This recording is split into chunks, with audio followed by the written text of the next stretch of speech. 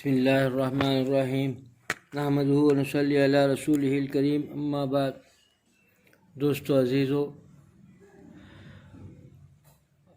انسان کو اللہ نے وجود بخشا، پیدا کیا۔ اس کے بعد انسان کے لیے جو ضروریات ہیں، انسان کے لیے سب سے بڑھ کر انسان کو زندہ رہنے کے لیے پانی، ہوا اور رزق کی ضرورت ہے۔ پانی، ہوا اور کھانا اس کے لیے ضروری ہے۔ تو یہ تینوں چیزیں اللہ نے اپنے قبض قدرت میں رکھا ہے، کسی انسان کو اس کا مالک نہیں بنایا۔ رزق کے سلسلے میں اللہ تعالیٰ فرماتے ہیں کہ رزق میں پہنچاتا ہوں ہر جاندار کو۔ اس کے لیے آدمی جب تک اس کا رزق پورا نہیں ہوتا وہ مر نہیں سکتا۔ اس کا رزق سے جتنا کوئی آدمی جان بوجھ کر رزق سے بھاگے، دیکھے تو رزق کے جتنا بھاگے گا اس سے زیادہ تیزی سے اس کا رزق اس کے پہلے پہنچے گا، کیونکہ اللہ تعالیٰ نے اس کا ذمہ لیا ہے۔ جب یہ بات ہے کہ رزق کا ذمہ خدا نے لے رکھا ہے، ہم لوگ جو ہیں اسی رزق کے لیے، اسی دنیا کے لیے اور یہی چیزوں کے لیے حلال حرام کی تمیز کے بغیر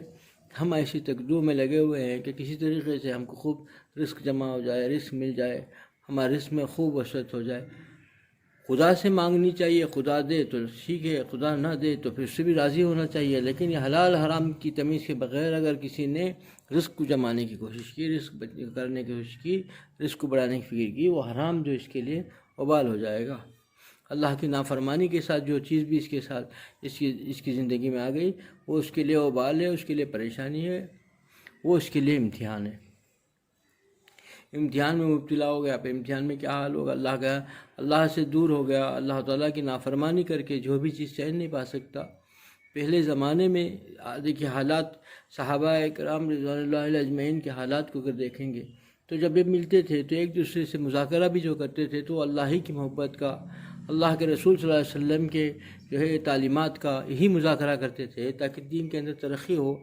اللہ کی محبت بڑھے، اللہ کا قرب بڑھے۔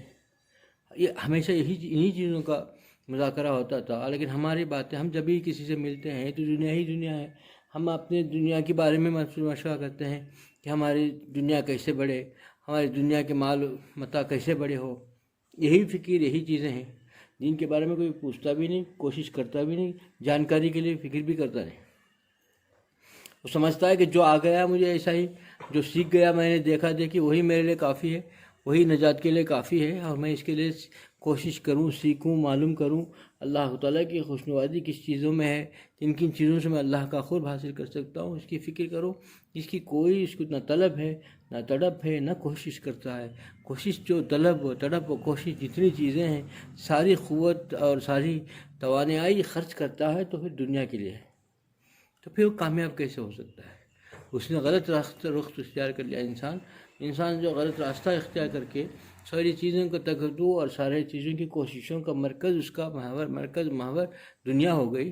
تو پھر وہ کامیاب نہیں ہو سکتا۔ انسان اور خاص کر مومن کا جو محور اور مرکز آخرت ہونی چاہیے، کہ وہی ایک چیز اللہ کا قرب، اللہ کی محبت، اللہ تعالیٰ نے جو اس کام کے لیے بھیجا، اور میں ایک مشن میں آیا ہوں، مشن پورا کر کے مجھے جانا ہے۔ ایک کام میں مجھے بھیجا گیا ہے، وہ مجھے کام کر کے جانا ہے۔ مومن ہر وقت ڈیوٹی میں ہے، چاہے سوتا رہے، کہیں بھی رہو، سفر میں، حجر میں، سو رہا ہو، جاگ رہا ہو، ہر وقت وہ جو ہے ایک مشن اور ایک کام ہے، ایک ڈیوٹی پہ ہے۔ تو اس ڈیوٹی کو پورا بجا لانے میں کوتاہی نہ ہو، اس کے لیے جانکاری ضروری ہے، غلطی نہ کر دے، چوک نہ ہو جائے، غفلت نہ ہو جائے، اس کے لیے معلومات ضروری ہیں۔ اس کی فکر انسان کو ہے نہیں،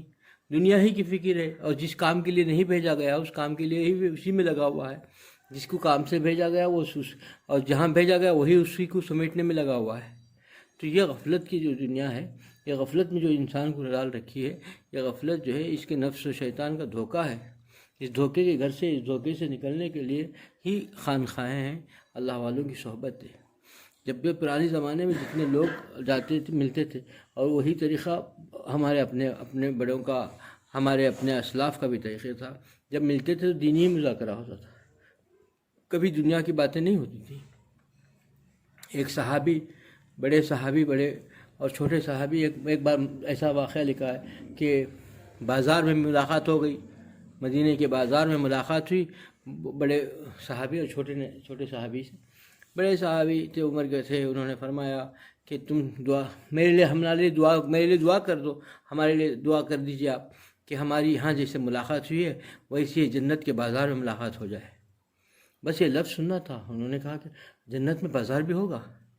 ابھی طلب تڑپ تھی نا، اس جملے سے انہوں نے کہا کہ ہماری یہاں ملاقات ہو گئی، ایسے ہی دعا کر دو کہ جنت کے بازار میں ملاقات ہو جائے۔ تو طلب ہو گئی کہ بھائی جنت میں بازار ہوگا، جنت میں کیا بازار بھی لگے گا؟ کہا کہ ہاں میں نے حضور اکرم صلی اللہ علیہ وسلم سے سنا کہ جنت میں بازار لگے گا۔ ایسا بازار نہیں ہو تو ہفتے میں جیسا ہے ایک دن عید و جمعہ ہوتا ہے، جیسے عید کے جیسا ہوتا ہے، اسی طریقے سے ایک دن ہوگا، ایک دن مقرر ہوگا جس میں اس میں اللہ تعالیٰ ہے جلوہ افروز ہوں گے، اللہ تعالیٰ کی زیارت ہوگی، اللہ تعالیٰ ہر ایک سے بات کریں گے، گفتگو کریں گے، ہر ایک جو آدم علیہ السلام سے لے کر کے قیامت کے صبح تک کا آخری آنے والا انسان تک کہ ہر ایک جو جنتی ہوگا اس جنتی سے بات کریں گے۔ کیا عالم ہوگا، ان کا منصب الگ ہوگا، وہی الگ کہا کہ آگے فرمایا کہ ان کا الگ الگ مقام ہوگا، وہ الگ الگ جو کرسیوں میں بیٹھے ہوں گے، کسی کو نور کی کرسی ہوگی، کسی کو ہیرے کی کرسی ہوگی، کسی کو موتی کی کرسی ہوگی، کسی کو سونے کی کرسی ہوگی، کسی کو چاندی کی ہوگی، کسی کو جو ادنا آدمی، ہر کوئی ادنا ہے ہی نہیں اس میں، ہر آدمی اس میں ایک میں بھی ایک ایسی کرسیوں میں بیٹھا ہوگا، اود اور اس کی کرسی بھی ہوگی، جس کا ڈھیلا ہوگا، ڈھیلے میں بیٹھا ہوگا، جو کم سے کم آدمی ایک ڈھیلا ہوگا جس میں اود کا ڈھیلا جیسا اس کے اوپر بیٹھا ہوگا، اور اس کو پتہ بھی نہیں چلے گا دوسرا آدمی کس میں بیٹھا ہوا، وہ تمنا بھی نہیں ہوگی، وہ حال ہوگا کہ اللہ تعالیٰ کی زیارت ہوگی اور اللہ تعالیٰ کا اب وہ جو ایک بازار ہوگا وہاں جو کیفیت ہوگی، وہ جو اس وقت جب اللہ تعالیٰ جلوہ افروز ہوں گے اور اللہ کے زیارت ہوگی بندوں کو، جنتیوں کو، پھر اللہ تعالیٰ ایک ایک بندے سے گفتگو کریں گے جتنے لوگ ہیں۔ تو صحابی چونکہ وہ تھے، حضور اکرم صلی اللہ علیہ وسلم سے پوچھا کہ اے اللہ کے رسول صلی اللہ علیہ وسلم، اتنے بڑے آدم علیہ السلام سے لے کر کے آخری انسان قیامت کی صبح تک آنے والا جو ہے مومن اور جنتی سے اللہ گفتگو کریں گے، اتنے اس میں کیا دیکھ سکیں گے سبھی لوگ؟ اچھا دیکھنا نظارہ ہو سکے گا؟ کہا کہ سورج جب آفتاب کے ساتھ سورج جب عین اس پہ ہوتا ہے تو کیا وہ چھپ جاتا ہے کہ دیکھ نہیں سکتا؟ ساری دنیا ایک ساتھ دیکھ سکتی ہے۔ اور جیسا چاندنی رات کے چاند کو کبھی چھپتا نہیں، سبھی لوگ ایک ساتھ دیکھ سکتے، اس سے کہیں زیادہ اچھا وہ تو ایک مخلوق ہے، اللہ کی ایک مخلوق ہے چاند اور سورج، جس کی تابانی کو انسان بڑے آرام سے دیکھ سکتا ہے، چھپ نہیں سکتا، ہزار لاکھوں کا مجمع ہو وہ مونڈے ڈائے تو کوئی چھپ نہیں سکتا، اتنا آسانی سے دیکھ سکتا ہے۔ اسی انداز سے اس وقت جو مجمع ہوگا سبھی لوگ دیکھ سکیں گے۔ بتانا یہ مقصود تھا کہ وہ دین کے لیے کیسے طالب تھے، تڑپتے تھے، ایک ایک دین، ایک ایک چیز بھی ایسی چیز کے وہ چاہتے تھے کہ بھئی معلوم کریں کہ کیا چیز ہے، کیسا سیکھا جائے، کیا ہوگا، کیسا ہوگا، کیا کرنا ہوگا، اللہ کا قرب کیسا ہوگا، کیونکہ ان کی زندگی ایک ہی مشن تھا کہ اللہ تعالیٰ کی رضا مل جائے، اللہ خوش ہو جائے، اللہ جس کام کے لیے ہم کو بھیجا وہ کام ہمارا صحیح ہو جائے، جس کے لیے وہ ہر وقت جو ہے بڑی خوش دلی کے ساتھ، بڑے خوشی کے ساتھ تیار رہتے تھے، اور ہمیشہ اسی جستجو میں، اسی طلب میں، اسی تڑپ میں رہتے تھے۔ اور ہماری جب طلب تڑپ جستجو سب دنیا ہے، ہماری دنیا ہی طلب ہے، طلب ہے، تو پھر ہمارے لیے یہ چیز ضروری بے معنی ہو گئے ہیں۔ اسی لیے انسان جو ہے پٹ رہا ہے۔ جب مسلمان کیوں اتنا ذلیل خوار ہو گیا کہ اس نے اپنا نصب العین، اپنا جو ہے منشا، اپنا جو ہے ٹارگٹ اور اپنا جو مشن کو بھول گیا۔ دنیا حقیر سی چیز ہے، کہا کہ بھئی دنیا کی، انہوں نے کہا کہ دنیا، حضور اکرم صلی اللہ علیہ وسلم فرمائے کہ اللہ کے نزدیک دنیا جو ہے مچھر کے پر سے بھی قیمتی ہوتی ہے، وہ بھی کافر کو نہیں ملتی، مچھر کے پر سے بھی حقیر چیز ہے، اسی کے لیے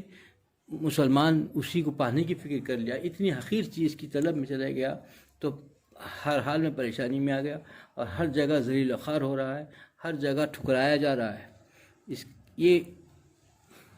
دنیا میں سب سے زیادہ اچھی چیز، اشرف مخلوقات میں سب سے اچھی چیز اس انسان ہے۔ اللہ نے سب سے اعلیٰ چیز جو بنائی دنیا کے مخلوقات میں انسان کو بنایا، اور اس میں مسلمان میں مومن، اور وہ ہو کر کے اتنی اعلیٰ مقام پا کر کے اور اتنی گھٹیا چیز کی طلب میں اور اتنی گھٹیا چیز کی کوشش میں جستجو میں لگ جائے گا تو پھر وہ جو ہے وہ پریشان ہی رہے گا، وہ جو ہے وہ ذلیل خوار ہی ہوتا جائے گا، کیونکہ ذلیل چیز کی طلب میں چلے گا۔ اس کا مقام کیا تھا؟ اس نے کس چیز کو چاہنا چاہیے تھا؟ مقام جیسا تھا، جیسا اللہ نے مقام عطا کیا، ویسے ہی وہ چاہت بھی اس کی اعلیٰ ہونا چاہیے تھی، گھٹیا چاہت ہو گئی تو پھر ذلیل و خوار ہو گیا، ہر جگہ سے پٹ رہا ہے، ہر جگہ سے جو ہے دھتکار دیا جا رہا ہے، ذلیل و خوار ہو رہا ہے۔ انسان اپنے سوچ کو بدلے، اپنے جو ہے کوشش کو، اپنی تمنا کو، اپنی آرزو کو بدلے، اللہ کو پانے کی فکر، اللہ تعالیٰ کے شریعت پر چلنے کی فکر اگر ہو جائے تو پھر یہ دور نہیں ہے، پھر وہ دوبارہ وہ دن آ جائیں گے جن کی ایک آواز سے سلطنتیں ہل جاتی تھیں، سلطنتوں کے بادشاہت کے